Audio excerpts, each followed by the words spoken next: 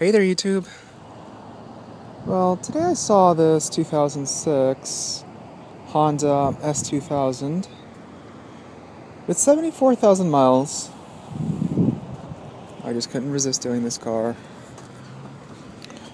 Has a top dropped already, as you can see. And I haven't done an S2000 for quite a while.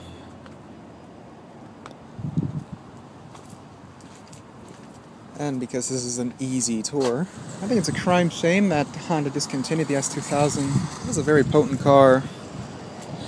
Right now, closest thing to it is the Mazda MX-5. It's the only thing you can get that somewhat compares to it, but the Mazda engine so doesn't beat what the S2000 has under the hood.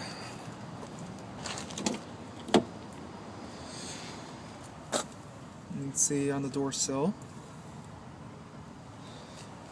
This is a tiny car for tall people like me. Ooh.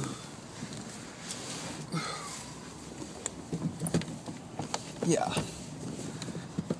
Tiny. Seat back. Alrighty, 6-speed manual. Yee. Ooh. Alright, so you just put the key in ignition. It's push button start right over here.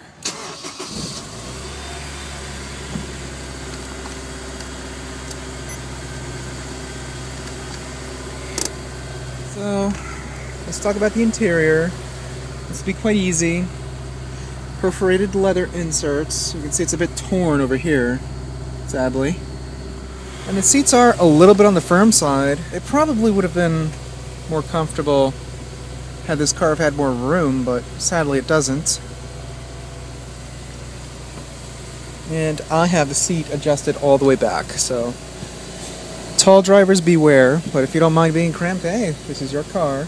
Let's close the door. It's a tiny little door. Oh, now I feel so tight in here. Yeah, so let's talk about interior quality. Entire dashboard's all soft touch, nicely padded. Aftermarket radio hidden in there. I don't know why, almost every S2000 that I've sat in had an aftermarket radio. 6-speed manual. Roof. So you can see it work. We'll leave it down. More light in here. Rear defogger, hazards. Whee! E-brake, obviously. This will open up, and there's the remote to that aftermarket radio. This is so hard to retract back up. Well, anyways, the sides of the center console, it's this little teeny bit here. It isn't actually padded, believe it or not. All hard touch above, though. And this looks like it could clip off rather easily. You can see it just lifts off. Armrest, also this perforated leather, but it's quite hard. You have your power outlet. Little storage area. And this is to open the trunk, or the little bit that it has, because it actually does have a trunk. But yeah, center console is still padded here on the sides. You can see the exposed stitching. There's no glove box, you just have those little cubbies in there. Here's the climate control. Very simple. Intermittent speed wipers. Vehicle stability control. Trip computer. Steering wheel, nicely thick, and it is leather wrapped. As you can see, has cruise control. Does not tilt or telescope. Turn signal levers and headlamps. Cruise control, right there. It's a bit hidden back here, as you can see. Blocked by this lever. Clock adjustments, panel dim. Radio controls, but I do not think this is actually working. Yeah, this is basically dead right now. And push button start. Door panel is actually padded on the sides nicely, and more perforated leather. Armrest as well, nicely padded. Power mirrors, power windows, and window lock. Here's a little door pocket here. Up above you have your sun visor, there's no mirror. It is padded though. lighting fixture and map lights. You have your rear view mirror.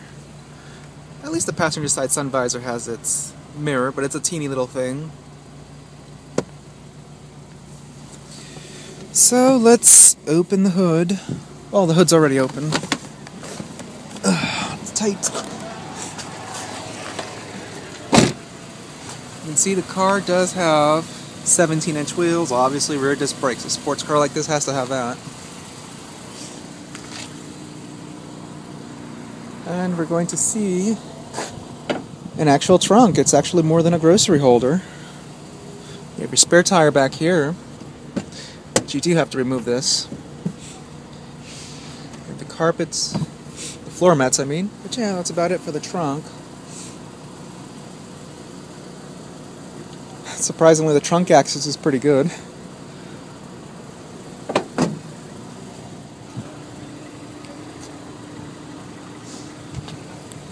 And let's take a look at the engine. It's going to be Honda's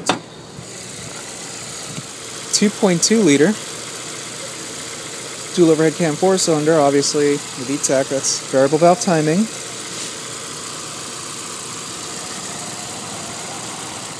I cannot rev it from up here because it's electronic throttle in this year.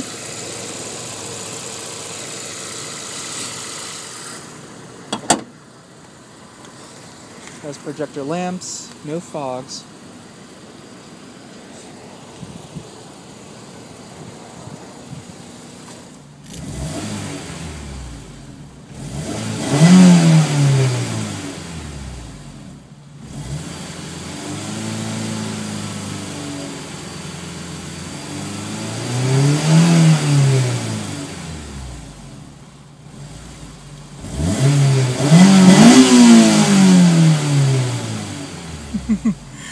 Yeah, that's one thing about these engines, they can rev so high.